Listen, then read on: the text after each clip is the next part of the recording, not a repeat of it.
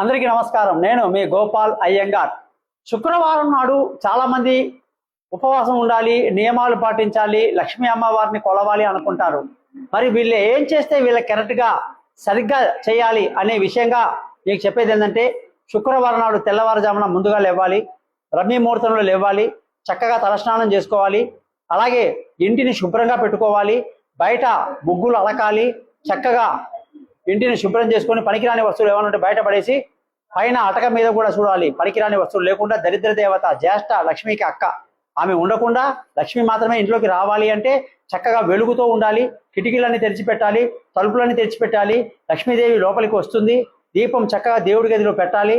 దీపం పెట్టేటప్పుడు ఆ యొక్క దీపానికి చందనము కుంకుమ పెట్టాలి. రెండు వత్తులు కలిపి రెండు దీపాలు పెట్టాలి. అలాగే దానికి చక్కగా నెయ్యితో, ఆవు నెయ్యితో దీపం వెలిగించడం, అలాగే ధూపం వేయటం, అలాగే మంచి పుష్పాలతో అమ్మవారిని అలంకరించడం, ఇవన్నీ చేసిన తర్వాత మనం అమ్మవారి యొక్క మంత్రం పేరు ఓం శ్రీ మహాలక్ష్మి నమః అనే మంత్రాన్ని జపం చేసుకోవడం చాలా మంచిది. అన్నిటికంటే ముఖ్యంగా లక్ష్మీదేవి పూజ అమ్మవారికి ఇష్టమైన నైవేద్యం ఏంటంటే బొబ్బర్లు బాగా ఉడికించి లేదా ప్రసాదంగా చేసి అమ్మవారికి నైవేద్యం పెట్టి దాన్ని తినొచ్చు.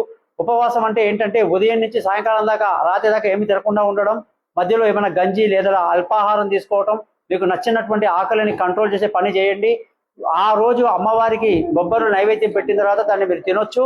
తరువాత శ్రీ మహాలక్ష్మి యొక్క శ్రీ సూక్త మంత్రం, కనకధరా స్తోత్ర మంత్రం, లక్ష్మీ అష్టకం, అష్టలక్ష్మి స్తోత్రం, లక్ష్మీ అష్టోత్తరం లాంటివన్నీ చదవడం వల్ల ఇంట్లో లక్ష్మీదేవి తాండవం చేస్తుంది.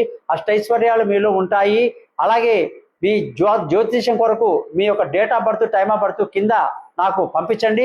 నేను మీతో కాంటాక్ట్లో ఉంటా. నమస్కారం.